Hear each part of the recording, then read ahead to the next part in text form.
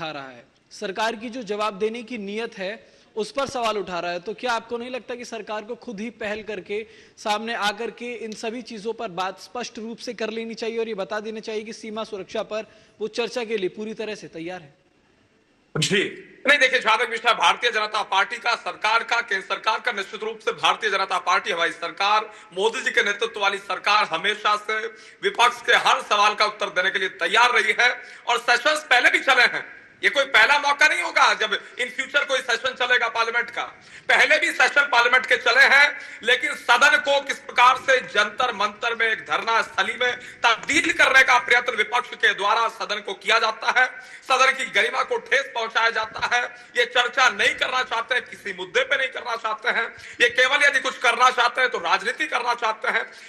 मेरा निवेदन, विनम्रता पूर्वक इनसे निवेदन रहेगा, किसी प्रकार से घिनौनी राजनीति ना करें, इंटरनल पॉलिटिक्स ना करें। इनके हर सवाल का जवाब देने के लिए भारतीय जनता पार्टी भी तैयार है, केंद्र सरकार भी तैयार है, और लगातार पीसीज के माध्यम से भी जवाब मिलते हैं।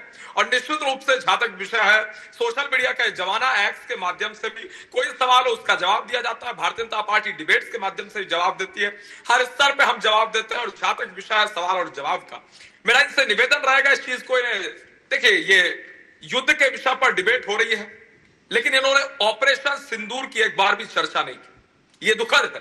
कांग्रेस पार्टी के प्रवक्ता पूरा बोल गए, अपना ओपनिंग स्टेटमेंट दे गए, लेकिन बावजूद इसके इन्होंने ऑपरेशन सिंदूर की चर्चा नहीं की। भारतीय सेना ने इस्लामाबाद तक घुस के मारने का काम किया, तमाम सारे बड़े शहरों में जिस प्रकार से शानदार तरीके से दुश्मन देश के अटैक हुआ, उस विषय पे इन्हें बोलना चाहिए। साथ ही साथ जिस प्रकार से आतंकी ठिकानों को पूर्ण रूप से नेस्तनाबूद करने का कार्य भारतीय सेना के द्वारा किया गया, इस विषय पर कांग्रेस पार्टी को ध्यान देना चाहिए। और साथ ही साथ किस प्रकार से भारतीय सेना पर, भारतीय सरकार पर इन्हें गर्व होना चाहिए, कहते हैं सरकार के साथ है। बिल्कुल निश्चित रूप से इनका कदम स्वागत योग्य है, इसमें कोई दो राय नहीं है। लेकिन जहां तक विषय है ओछी राजनीति का, बयानबाजी का, वोट बैंक पॉलिटिक्स का, तो मेरा हाथ जोड़कर विनम्रता पूर्वक इनसे निवेदन रहेगा, कम से कम इस मुद्दे पर एकजुट होकर खड़े हों, यूनाइट होकर खड़े हों।